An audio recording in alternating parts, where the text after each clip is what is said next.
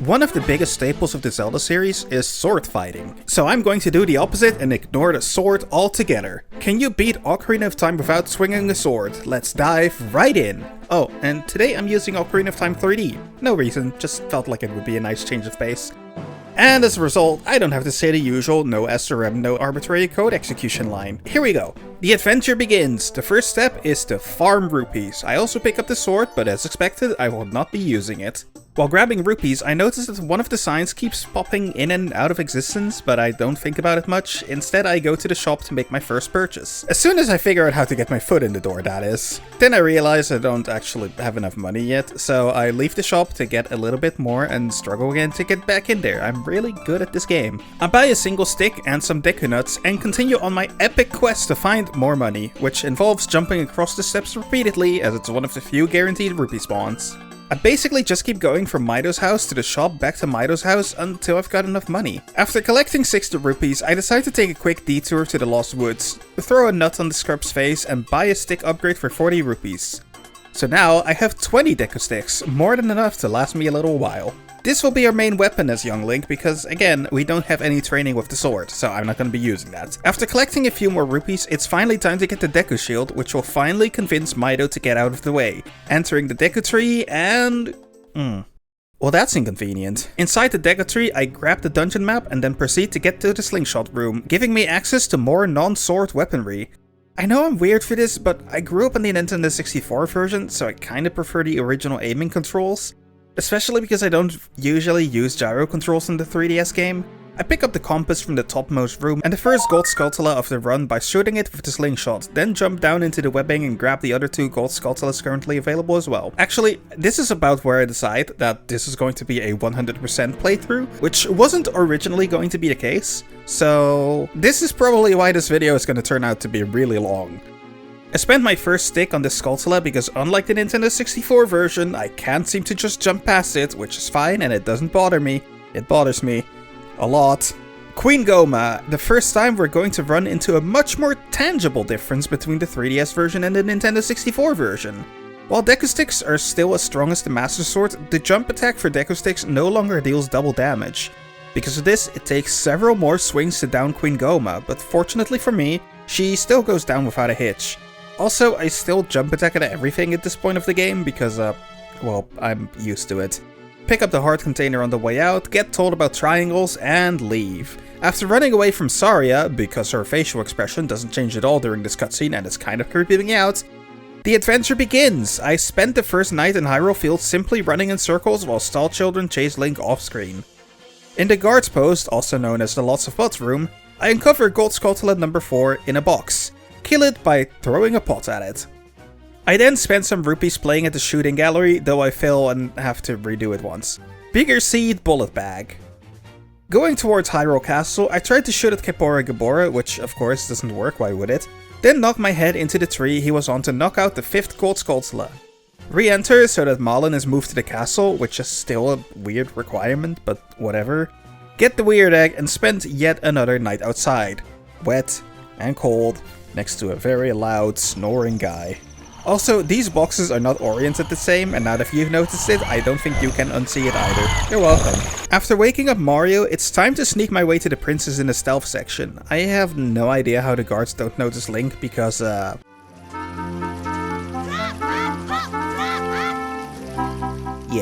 Zelda teaches me about triangles again, and then gives me her autograph. The mission? Send an armed child to collect sacred treasures from Hyrule's allied tribes. I do wonder why it's gotta be Link and not, like, Impa or something. She looks like she'd be pretty capable. After waiting until evening, I enter Kakariko Village and retrieve all the chickens for a free bottle and grab a piece of heart from the rooftop guy by side-hopping off the watchtower. Then immediately ruin the chicken collection by taking one of the chickens out and flying into the back of Impa's house for a second free heart piece. Next, I wait until nighttime for a Skulltula hunt, bonk my head into the tree for number 6, the back of this house for number 7, and the watchtower for number 8. I pick up a free Hylian shield by going grave robbing, but I don't do the grave digging tour yet, cause I'm kinda low on money. Finish off Skulltula hunting with number 9 from the construction site and number 10 from the side of the Skulltula house. Goron City. Take the fire and light the torches so that I can light the way to the wall bombs at the Lost Woods. Darunia doesn't want to talk to me, so I quickly need to go meet with Saria and learn Saria's song, which, yeah, I get why Darunia would open up with that, really. Can anyone really stay mad when confronted with this music? Before going back to Goron City, I take a quick side trip to London Ranch and pick up Epona's song, Skulltula number 11, and I save the rest of the pickups for later. With at least 10 Skulltulas in hand, I get the first wallet upgrade, allowing me to hold up to 200 rupees. Then go back to Darunia so I can watch him go absolutely wild. As a kid, I was always confused as to how he suddenly seemed to be on fire, and I only realized like 5 years ago that it was just the camera being put behind the torch. I wonder if anyone else had this experience. I throw a bomb and myself down the cliff, pick up a third piece of heart, and make way into the second dungeon of the game. Welcome to the Dongo's Cavern. This dungeon has an encounter with 2 Lizalfos early on, but after breaking 3 sticks, Link holds on to a 4th broken stick. It can't be used to smash pots, but it can be used to smash lizards, which is exactly what I do. Unfortunately, I can't just keep holding onto the broken stick forever, because I do need to swap it out for a larger stick down the line. So during this dungeon, I will be breaking a few more. Lower the staircase, climb up, and grab Skulltula number 12 on the way. You can see another Skulltula in the back as well, but I can't reach it right now, so I gotta come back for it later. I suck at timing and aiming this bomb throw, but I have a better solution. Just throw my body at the problem. That fixes that most of the time. Coming up next, another Lizalfos battle. I spent too many sticks on this. Moving on, I run into a funny little thing where I stop aiming my slingshot after I fire. It doesn't seem to want to hit the target because of this, despite my aim being correct. And since I do this in the Nintendo 64 version, it's my muscle memory and it's messing me up like crazy. I would make a joke about children and explosives here, but that's basically what a lot of people do on New Year's with fireworks, which I personally find weird. But who am I to judge what others do when I constantly play a 25-year-old game for fun? You wanna see a stupid move? Yeah, climbing back up. Inside the Dodongo's head, collect Skulltula number 13 and then let's get to King Dodongo, who thankfully requires only 3 sticks to kill because I only have 4 left. With that, it's mission accomplished and time to hit up the Great Fairy at the top of Death Mountain.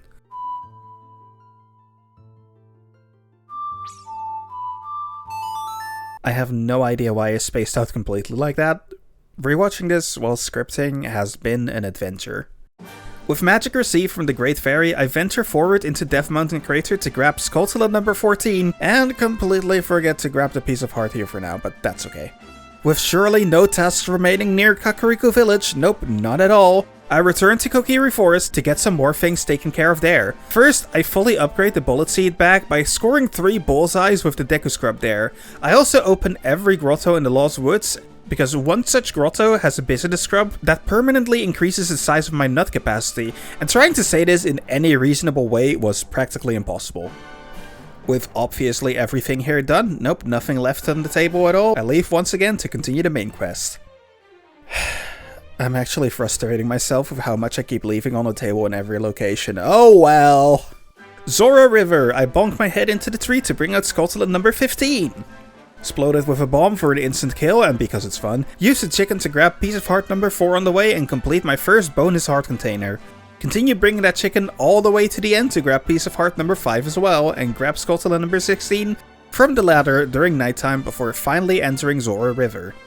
Grab some more money, because I didn't actually have enough for the Zora diving game. Get the silver scale as a reward, grab a fish bomb here anyway, then pick up Ruto's letter from Lake Hylia. I like how the model for Ruto's letter looked to be about as large as Link himself. That's a long letter. I've always wondered if they kept King Weep exactly the same in the 3DS version without applying a time save. So now that I'm making these videos, I'm going to use this as an excuse to finally solve it.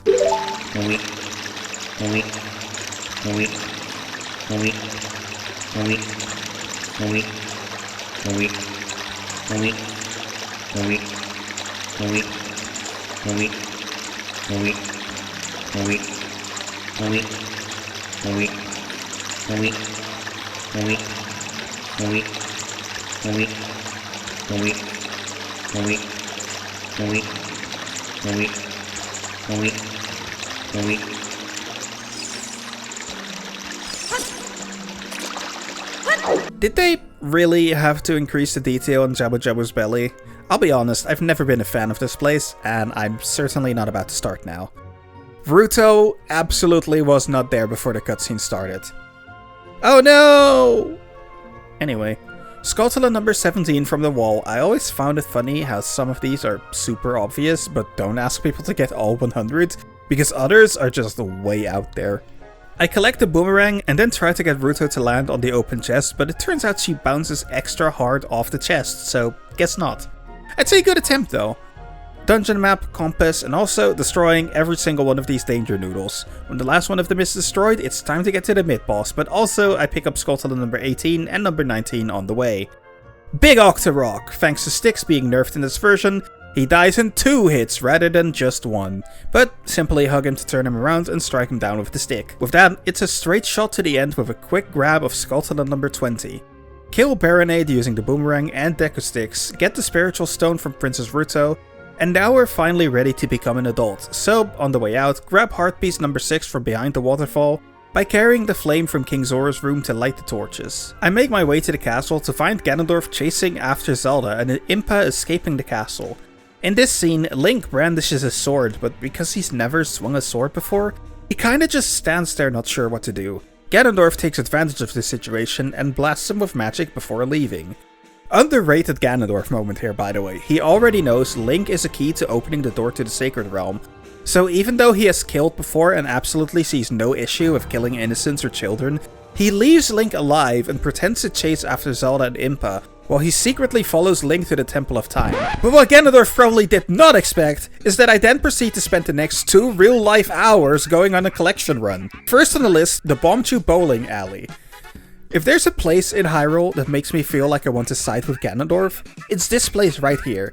This chicken, and my own incompetence, is the bane of my existence. So, I fail the first go around, then the second attempt, the reward is bombs, so throw this attempt out the window as well. Third attempt, the bomb back, and here we go again. Okay. In what is absolutely an act of total desperation, I just kinda start winging my throws over the wall, which manages to work out, and then a random throw through the middle on my final chew handed me a win. Upgraded bomb bag acquired. 4th attempt's reward is money, which I also just throw. I really don't need this. 5th attempt is bomb chews, which I also don't really need to get, but I grab it anyway. 6th attempt, I better not fail now because it's the piece of heart that I'm actually looking for. Since I've seen some success going over the wall, I decide I should make my win attempt this way, and are you kidding me right now? I get the piece of heart, which is number 7, and leave this place for the rest of the playthrough.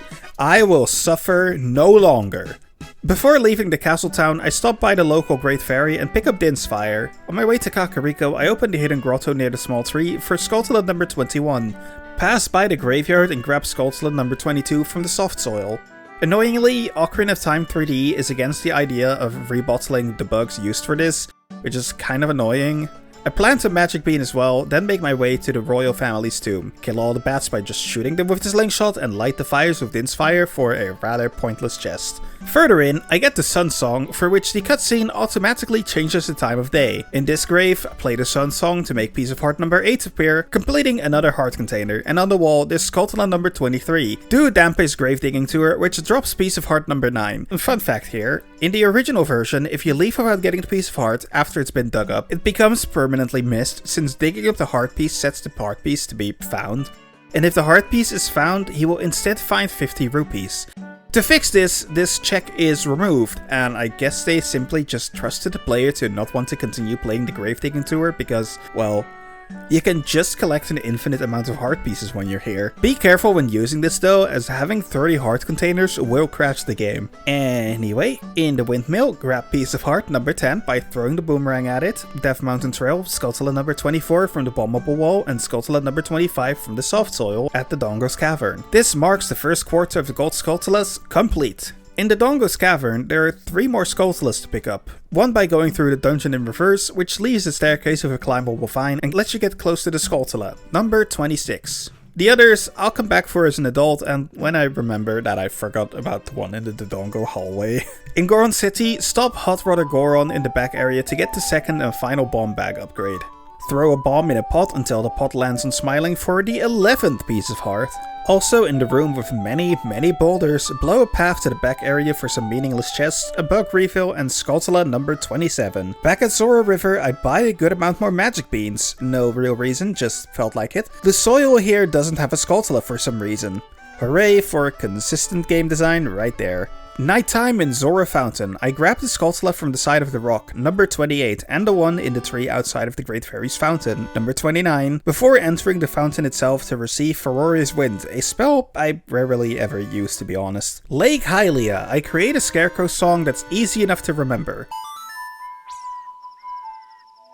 Then grab Skulltula number 30 from the soft soil. Dawn breaks, but immediately skip to nighttime because we weren't done here. Skulltula number 31 from the side of the lab and Skulltula number 32 from Fire Arrow Island. Leaving fishing for another day, I continue my quest and buy Piece of Heart number 12 from the hidden grotto in the Lake Hylia fence, completing another heart container. Kokiri Forest. Grab Skulltula number 33 from the back of the Know-It-All Brothers house and number 34 from the soft soil while we're here. One quick trip to the Deku Tree, since there's a room here I didn't explore because I didn't have bombs at the time. Skulltula number 35 isn't here and has to be grabbed with the boomerang. Next step, Lon Lon Ranch. It's barely night outside, but that's good enough for the Skulltulas to stay out. Letting me grab number 36 from the house, number 37 from the rock wall, and number 38 from the back of the paddock. Inside the shed, move this crate out of the way by pulling it forward. Genuinely, I have no idea how that was supposed to work. To get to heart piece number 13, I pick up the Shard of Agony and the Giant's Wallet from the Skulltula house and reload on bugs, then grab Skulltula number 39 from the hidden grotto near Gerudo Valley. In Gerudo Valley, grab Skulltula number 40 from the wall, then use the chicken to float towards the crate with heart piece number 14 in it.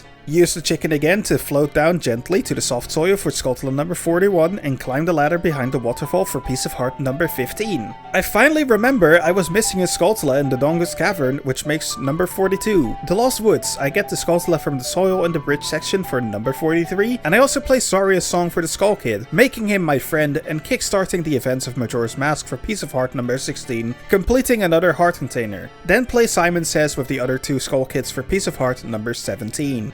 A little further into the woods, near the Deku Theater, bug the soft soil for Skulltula number 44. Next up, Child Trade Sequence. Keaton Mask to Kakariko Guard, Skull Mask to the Skull Kid, but stop by at the Deku Theater on your way to get the second stick upgrade, Spooky Mask to the Graveyard Kid, and finally Bunny Hood to the Running Man, who can be found at your right hand when leaving the castle and immediately playing the Sun Song. And the epilogue of the Mask side quest, bring the Mask of Truth to the Deku Theater for a final prize of a bigger nutsack. Finally, in the castle town, bring back Richard to his owner for piece of heart number 18.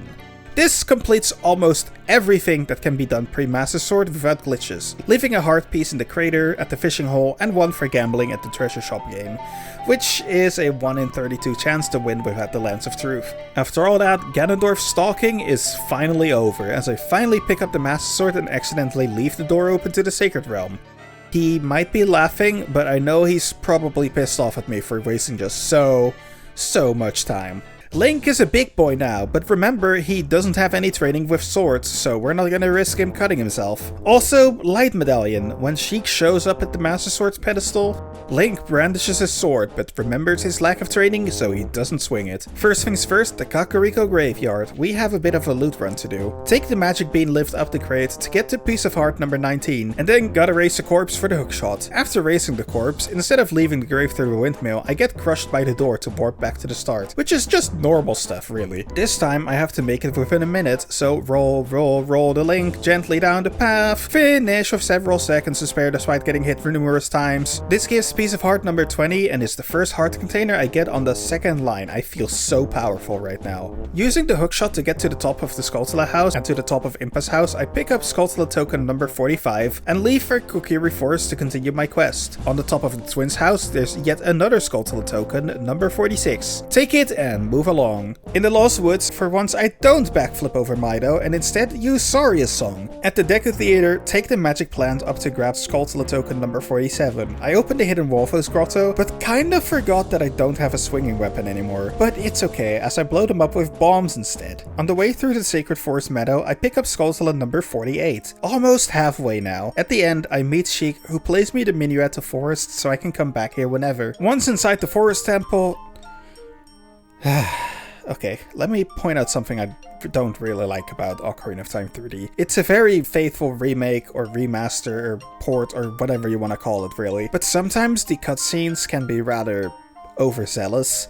Like the Forest Temple, for example. This cutscene at the start was added to draw your attention to the chest so that you don't miss it, which, sure, it cuts down on frustration for newer players, but at that point I feel like they could have just, I don't know, removed one lock from a door and this key entirely. If they're just going to point it out like this, I honestly don't see the point of having it there to begin with. This type of handholding isn't too pronounced in Ocarina of Time 3D, but does become an issue in Majora's Mask 3D, but that's not a topic for today. So regardless, upon entering, I grabbed Skulltula number 4 from the vine with the hookshot and also the now incredibly obvious key. The hookshot is my best friend in this dungeon. I'm gonna shoot hooks into so many spiders. On the way to the Stalfos room, make sure to grab the gold Skulltula from the right side wall, number 50, officially completing half of the Skulltula quest without ever swinging a sword. The first real challenge of this run happens in this room. Stalfos are quite annoying to take down without any type of swinging weapon. I tried to settle on using a combination of hookshots and bombs, which goes okay, but not nearly good enough. Feels like I'm playing Bomberman, and I'm really bad at this version of 3D Bomberman, I guess. When I realized I also have bomb chews, which are far better at this sort of thing,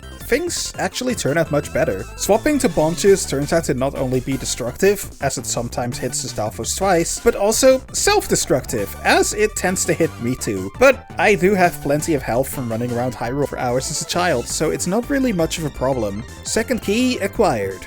The next part of the Forest Temple continues relatively combatless, a few hookshots to take care of spiders here and there, but nothing too crazy. For the bubbles, stun them with the hookshot and then gently push them towards a bomb. This looks really stupid.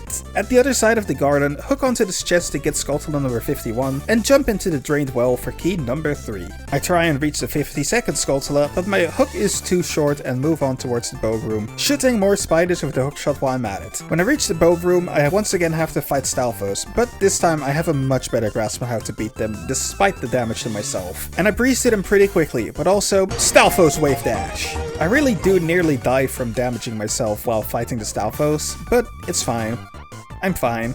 Although I'm unfortunately low on bomb chews now, I do have a bow, meaning I can easily defeat the Poe sisters by shooting them with arrows and forcing them to reappear with Deku Nuts. Find the boss key, grab Skulltula number 52 while passing through the garden's top side, then shoot a hand with my bow for an extra small key. This last key lets me take care of the remaining 2 Poe sisters, and then I leave the temple since I won't actually be able to kill Phantom Ganon as I am right now. So off I go to pick up more weapons that aren't sword.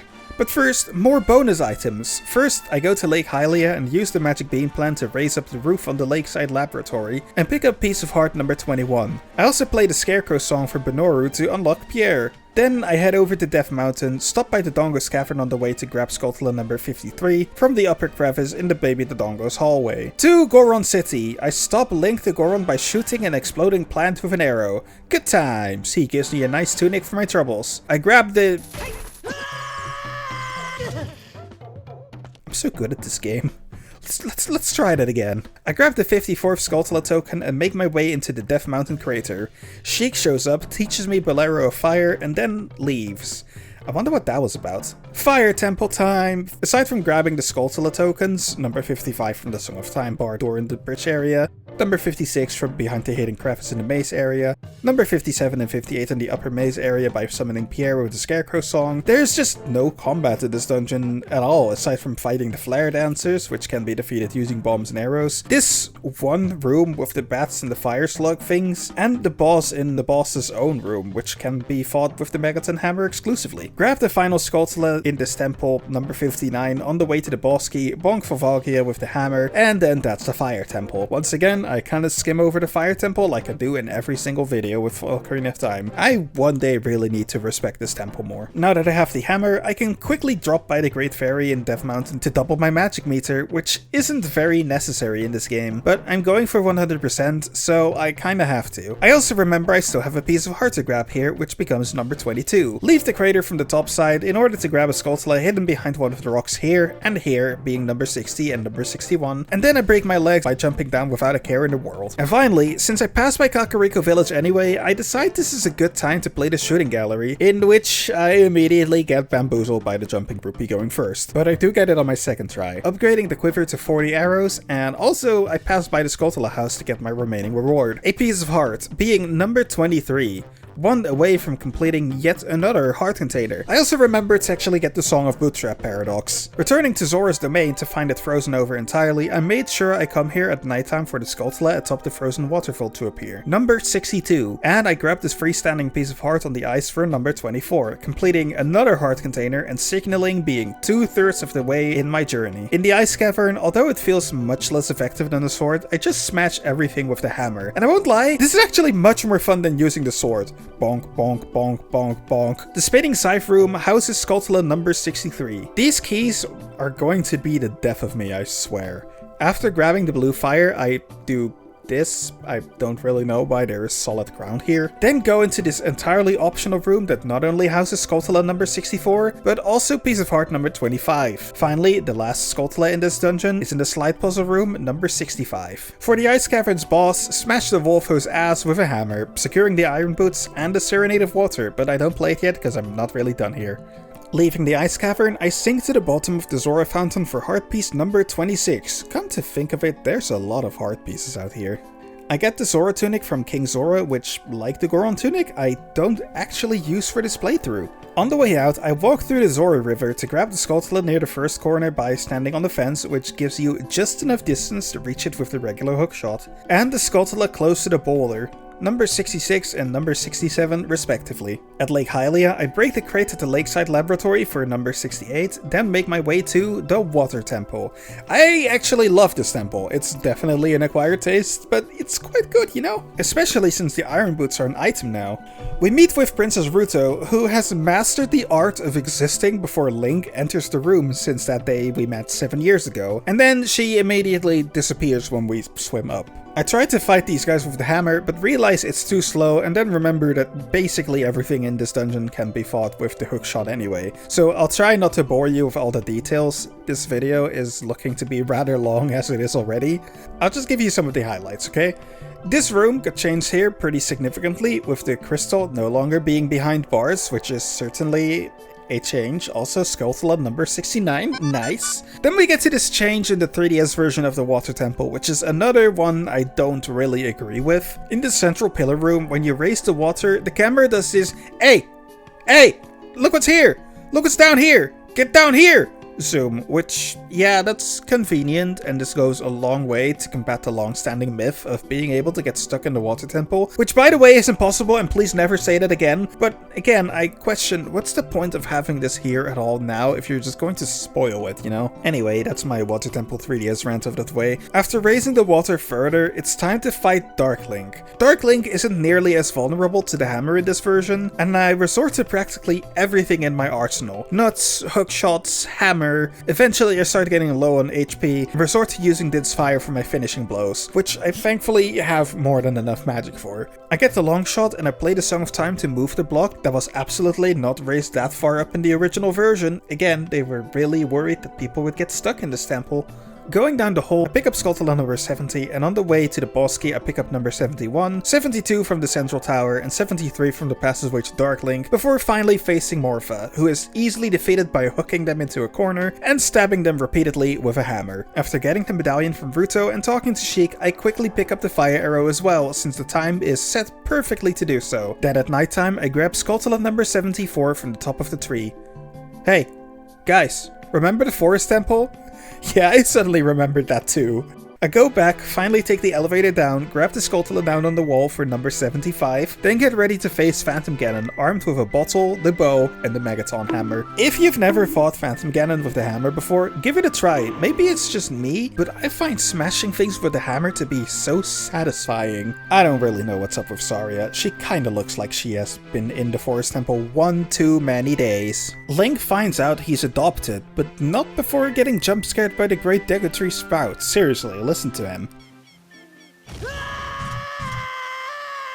Is he okay? In Hyrule Field, at this lone tree in the northwestern part, there's a hidden grotto with piece of heart number 27. At Ganon's castle, a lone Skulltula on a pillar, number 76. Next up, a quick side trip to the Temple of Time. I learn the Prelude of Light and get back to the past, hop back to the castle as a child to play the Song of Bootstrap Paradox here, and open the hidden grotto for Skulltula number 77. Bolero fire to the crater to get number 78 from the soft soil, and plant a bean here for later. With these miscellaneous pickups out of the way, it's time to go to Kakariko Village for the bottom of the well. Normally, this place is a quick drop-in drop-out venture, but unfortunately, since I'm doing 100%, I actually have a lot more to pick up. Instead, I bombed some spiders, grabbed some keys. For some reason, I almost went to go deal with this area first, but then I decided I didn't want to fall down, only to turn around and fall down immediately. But I guess there's a chest down here anyway, so I might as well pick it up while I'm here.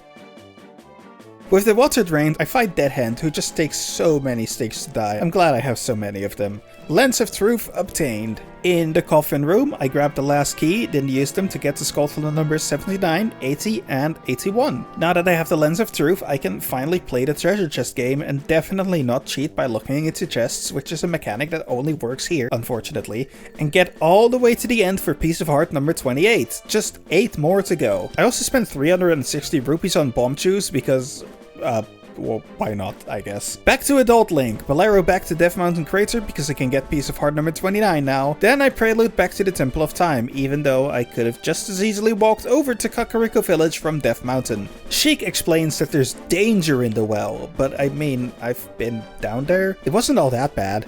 Also, Link almost swings his sword in the cutscene, but he never gets around to it because he gets confused and doesn't know how. Sheik teaches me the Nocturne of Shadow, so I go to the Shadow Temple but run into a big problem when I get to Dead Hand. No, it's not the camera doing whatever it's doing right now, it's that none of my weapons seem to work on Dead Hand. So I start thinking I'm stuck, but weirdly enough, hammer jump attacks do seem to work when timed very, very well. This is an Ocarina 3D specific problem though. In the original version, if I haven't used the hammer after changing zones, crouch stabbing with the hammer would count as a Kokiri sword slash, which would have worked just fine. The rest of the dungeon is pretty normal, just substituting the hammer for the sword, as you've probably come to expect by this point. 5 Skulltulas are collected here, number 82 in this room with the invisible spinning scythes, number 83 in the room with the crushing spikes, number 84 behind the skull-shaped pot, number 85 in the boat room, needing the Scarecrow song, and finally number 86 behind the 3 spinning pots. With all that out of the way, we find our way to Bongo Bongo, who does not take damage from anything that's not a sword or a Deku Stick. Basically, nothing I can use right now, so that's a problem. I'm kinda stuck here, so I decide to put off solving this issue and head over to a different place altogether. At Lon Lon Ranch, I finally unlock Epona since I'm ready to crash into Gerudo Fortress. She's not technically required to get in, but I will be needing her for the purpose of getting a quiver upgrade while I'm there. I also do the horse range for Malon, but I kinda forgot to record it, so you're gonna need to take my word on that. But also, you can very obviously do that without a sword. Before entering the fortress, Skulltula number 87 on this rock and Skulltula number 88 behind the tent. I fight the 4 Gerudo guards by throwing nuts at them and then hammering them until they give up. I love how this guard in particular seems unfazed, the guy just kinda walking by. Makes you wonder how they got captured in the first place, because clearly this guy's a master of stealth. After the 4th and final battle, I made an honorary Gerudo, and I can get started on my little scavenger hunt. I grab the Skulltula on the wall of the fortress, number 89, then I stroll over to the archery range for the Skulltula on the back target, number 90. I get the ice arrows from the Gerudo training ground, which mostly just involves stabbing with a hammer. I won't bore you with the details here either. Gerudo horseback archery. I score 1430 points on my first go, getting me piece of heart number 30. Then on my second go, I score 1550 points, earning me the final quiver upgrade. For one final item to grab from Gerudo Fortress, I grab the chest at the top for piece of heart number 31. Haunted Wasteland. I buy bomb chews from the bomb chew seller for no real reason, just because I can really, and at the shrine, grab Skulltula number 91.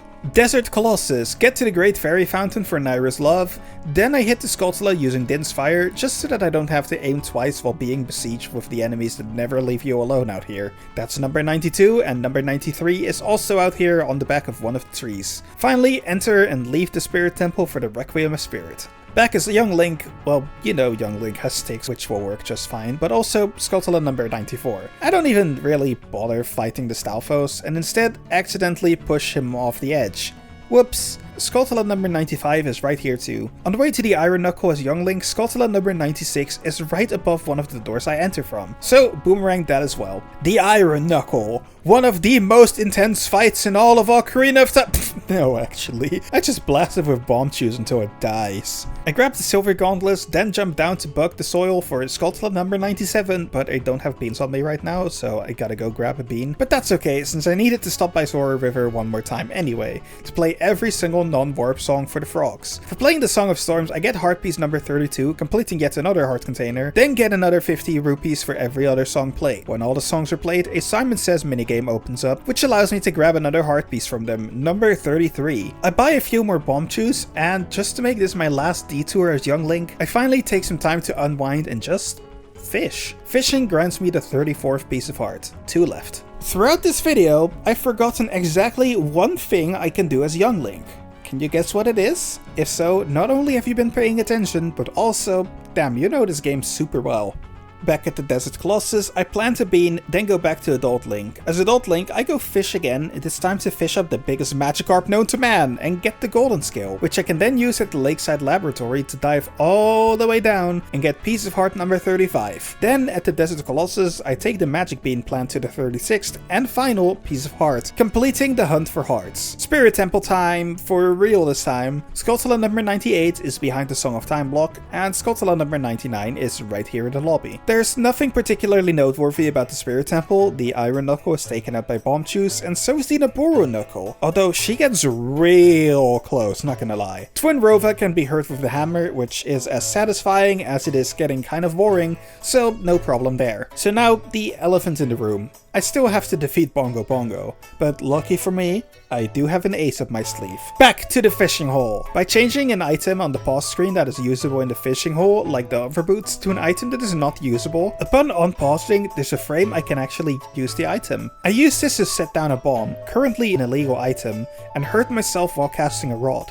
This lets me steal the fishing rod, because I regain control of Link while the cutscene cannot stop me from leaving. If I then jump into the water, get out, then walk in and out of the fishing hole, my B button successfully gets swapped for Deku Sticks, which as Adult Link shows up as a Hylian shield. Basically, I get to dual-wield shields. With my dual-wield shield, I can easily take care of Bongo Bongo as long as I brought enough Deku Sticks. If this was on Nintendo 64, this would have been a lot easier, as just like with Death Hand, I could have just crouch stabbed with the Megaton Hammer, which would have acted like a sword. In any case, dual-wield shield to the rescue. I finally defeated every single temple, just a few more quests to go. My next adventure, getting the Bigoron sword, which of course I will not be using. This doesn't involve combat at all, so while I did record the entirety of it, let's just zip right to the end, shall we? I get the light arrow cutscene when I prelude back to the Temple of Time, and then...